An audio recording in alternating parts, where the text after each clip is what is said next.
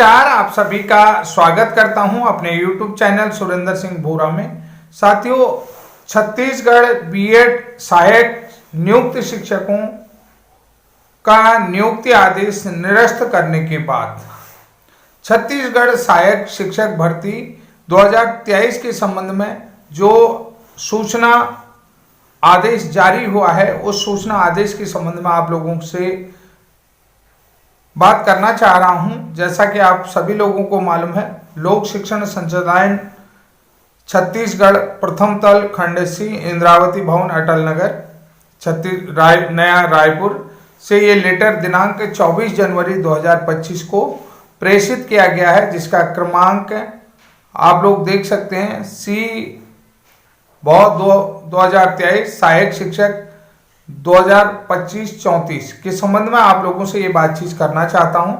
और ये क्या चीज है, क्योंकि बहुत सारे यूट्यूबर्स ये कह रहे हैं कि माननीय छत्तीसगढ़ हाईकोर्ट के आदेश का सही ढंग से अनुपालन नहीं कर रहा है शिक्षा विभाग, या जो है कि माननीय सर्वोच्च न्यायालय के आदेश का सही ढंग से अनुपालन नहीं कर रहा है। तो ये सीधी सीधी जो भर्ती काउंसलिंग को लेकर के जो आदेश आए हैं, उस आदेश के संबंध में मैं आपसे बातचीत करना चाहता हूं।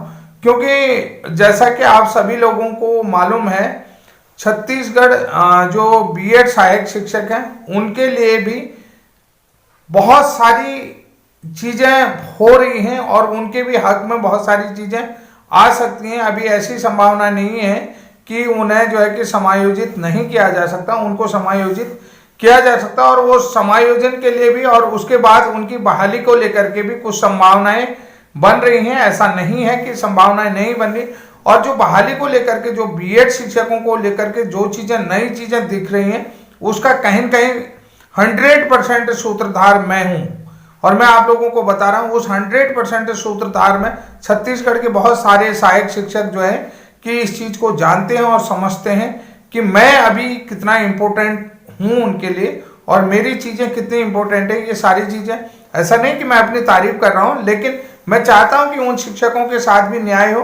वो लोग जो है कि फुली समायोजन को लेकर के चल रहे हैं कि समायोजन, और बिल्कुल रिक्वेस्ट पूर्वक जो है कि सरकार से निवेदन कर रहे हैं। देखिए, सरकार को भी जो है कि कोर्ट के आदेश का अनुपालन तो करना ही होगा, पालन तो करना ही होगा, लेकिन वो सरकार से रिक्वेस्ट करें। और सरकार ने भी जो है कि हाई पावर कमेटी का गठन किया हुआ है, और उस हाई पावर कमेटी में क्या निकल करके आता है, ये भी जो है कि 15 दिन के अंतर्गत जो है कि रिपोर्ट जो है कोर्ट को सौंपे या सरकार को सौंपे हाई पावर कमेटी, जिसमें जो है कि छत्तीसगढ़ के मुख्य सचिव भी शामिल हैं और वित्त सचिव भी शामिल हैं। तो वो हाई पावर कमेटी की रिपोर्ट जो है जितनी जल्दी हो सके वो आनी चाहिए, और उसमें जो है कि सरकार जो है कार्रवाई करे, विभाग कार्रवाई करे। और क्योंकि सरकार के पास असीम क्षमताएं हैं। और दूसरी चीज होता है कि कुछ चीजें नया हो सकते हैं, जैसे कि एनसीटी भी ये कह रही है कि देवेश शर्मा वाले केस में हम जो है कि ब्रिज कोर्स को सही ढंग से नहीं रख पाए। ये एक चीज आप लोगों को देखने में समझ में आ रहा है कि एनसीटी और सरकार जो है कि मिलकर के अभी रिव्यू में जा सकती है। ऐसी भी संभावनाएं आप लोगों को देखने में आ रहा है। जो असली चीजें मैं आप लोगों को बता रहा हूं कि बहुत सारे लोग जो है कि मेरा विरोध करते थे। आज मैं छत्तीसगढ़ के उन शिक्षकों से कहता हूं कि जो बीएड शिक्षक हैं, कि आप इस चैनल में अपनी क्षमता दिखा दें। अगर आप तक मेरी ये वीडियो पहुंच रही है तो अधिक से अधिक आप सभी लोग जो है कि चैनल को सब्सक्राइब कर दें, कि असल में यूनिटी की ताकत क्या होती है। कि जो जैसा कि एनसीटी कह रही है कि अब जो है कि हम जो है उस समय जो है कि सुप्रीम कोर्ट में ब्रिज कोर्स को सही ढंग से नहीं रख पाए, कि एनसीटी जो है कि ब्रिज कोर्स के पाठ्यक्रम सिलेबस को भी नहीं रख पाई। ये चीजें निकल करके आ रही हैं। और वो चीजें, क्योंकि मैंने आप लोगों को बताया था 1 अप्रैल 2010 जब आरटी एक्ट लागू हुआ, तो आरटी एक्ट लागू होने के बाद ये पहले सवाल था कि जो एंट्रेंट शिक्षक हैं, जिनके पास मिनिमम क्वालिफिकेशन नहीं है, जो क्वालिटी एजुकेशन नहीं दे सकते, यानी कि बहुत सारे स्टेटों में ये प्रॉब्लम आ रही थी कि उन्होंने कहा कि केवल प्राइमरी टीचर में जो है प्राइमरी शिक्षक वही बन सकता है जिसके पास डीएड, डीएलएड, 4 ईयर बीएलएड हो। तो बहुत सारे सरकारों ने ये कहा था कि जो बीएड शिक्षक पढ़ा रहे हैं और जिनका अभी 6 महीने का जो है कि विशेष प्रशिक्षण होना है, यानी कि स्पेशल ट्रेनिंग होनी है, तो वो शिक्षक क्या करेंगे। तो उसमें 5 साल का रिलैक्सेशन दिया था। आप सभी लोगों को मालूम है 31 मार्च 2015 तक, 31 मार्च 2015 यानी कि 1 अप्रैल 2010 के उस नोटिफिकेशन में जब आरटी एक्ट लागू हुआ तो 1 अप्रैल 2010 के अनुसार ही जो है कि बीएड शिक्षकों के लिए भी प्रावधान आरटी एक्ट में किया गया था, जिसमें जो है आप लोगों को सभी को मालूम है बीएड शिक्षकों को मिनिमम क्वालिफिकेशन 31 मार्च 2019 तक पूरा करने का फिर टाइम पीरियड दिया गया था। लेकिन जो है कि वो अच्छी तरीके से इंप्लीमेंट नहीं हो पाया, क्योंकि ब्रिज कोर्स का पाठ्यक्रम बनने में जो है कि टाइम लग गया था। जब आप सभी लोगों को पता है कि एमएचआरडी ने जो है कि डायरेक्शन दिया एनसीटी को, तो उस 3 अगस्त 2017 के उस ऑर्डर में एमएचआरडी के उस ऑर्डर में जिसमें एनसीटी को कहा गया था 22 सितंबर 2017 के एनसीटी के रिकॉग्निशन ऑर्डर में, तो वो सिलेबस तैयार नहीं हो पाया था उस टाइम, तो उसमें टाइम लगा 18 तक।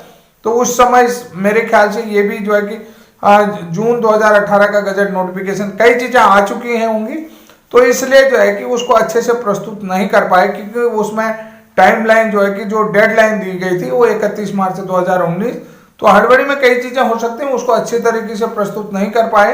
तो हो सकता है अगर सरकार और एनसीटी रिव्यू की बात कर सकते तो कुछ चीजें निकल करके आए, तो ये संभावना पूरी तरीके से बन रही, उसमें कहीं कहीं वो सूत्रधार हम लोग बन सकते हैं।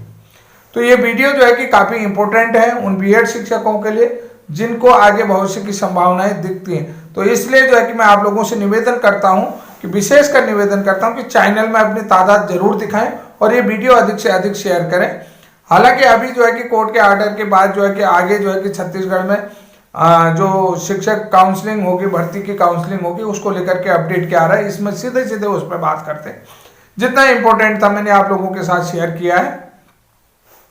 अब बात करते हैं शिक्षक भर्ती परीक्षा 2023 की लिखित परीक्षा का परिणाम व्यापम द्वारा दिनांक 2 जुलाई 2023 को घोषित किए गए थे। यानी कि परीक्षा परिणाम व्यापम की वेबसाइट जो है कि आप सभी लोग Vyapam state dot government in result Chhattisgarh का HTML में आप लोग देख सकते हैं। दूसरा पॉइंट है इन पदों पर नियुक्ति की प्रक्रिया ऑनलाइन काउंसलिंग के माध्यम से की जाएगी। ऑनलाइन काउंसलिंग का विस्तृत प्रक्रिया स्कूल शिक्षा विभाग की वेबसाइट जो है एजुकेशन पोर्टल .छत्तीसगढ़.nic.in पर देखी जा सकती है। ये सारी चीजें लिखी है और माननीय उच्च न्यायालय छत्तीसगढ़ द्वारा याचिका क्रमांक 5788/2023 में पारित निर्णय के अनुक्रम में सहायक शिक्षक पद की 5म चरण की भर्ती प्रक्रिया प्रारंभ किया जाना है और 5म चरण की काउंसलिंग एवं दस्तावेज सत्यापन के लिए निम्नानुसार समय सारणी निर्धारित। यानी कि वो टाइम टेबल आ चुका है, उस टाइम जो टेबल चार्ट आ चुका है उसमें कैसे कैसे काउंसलिंग होती है, इस चीज को आप लोग देख सकते हैं। मैं आप लोगों के साथ शेयर कर रहा हूं। तो यहाँ पर ये इंपॉर्टेंट चार्ट आप लोग देख सकते हैं कि ये डीएड शिक्षकों के लिए है जो 5वें चरण की काउंसलिंग होगी, यानी कि 5वें दौर की 5वीं काउंसलिंग होगी, 5वें फेज की होगी, तो उसके लिए होता है।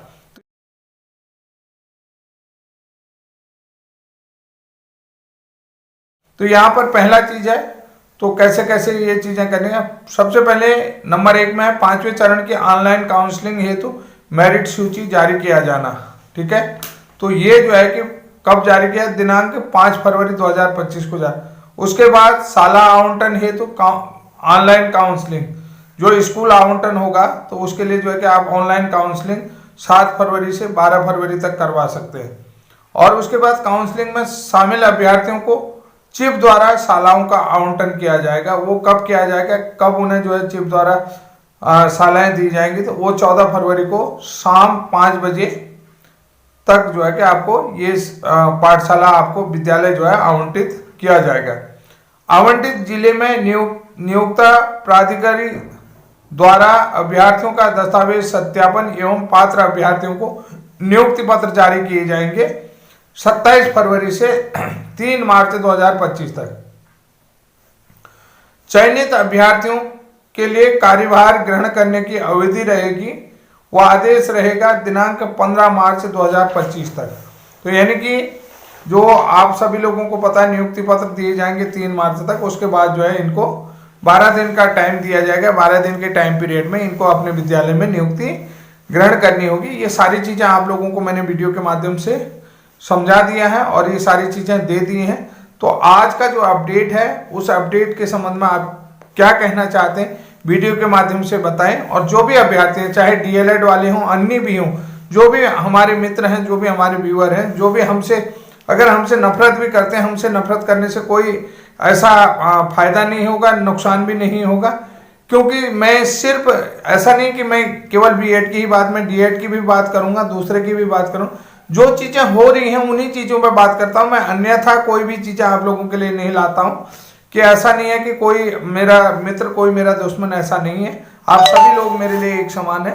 तो अगर आप लोगों की तरफ से भी क्वारीज आएंगी, आप लोग भी चाहेंगे, जिस तरीके से आप अपना मैसेज मुझे छोड़ेंगे, उस मैसेज को मैं ग्रहण करूंगा और उसी के हिसाब से आपकी बातों को भी वीडियो के माध्यम से रखा जाएगा। और हमारा उद्देश्य किसी को परेशान करना नहीं है, किसी का दिल दुखाना नहीं है, और किसी को किसी भी प्रकार से किसी की भी भावनाओं को हताहत करने का नहीं है।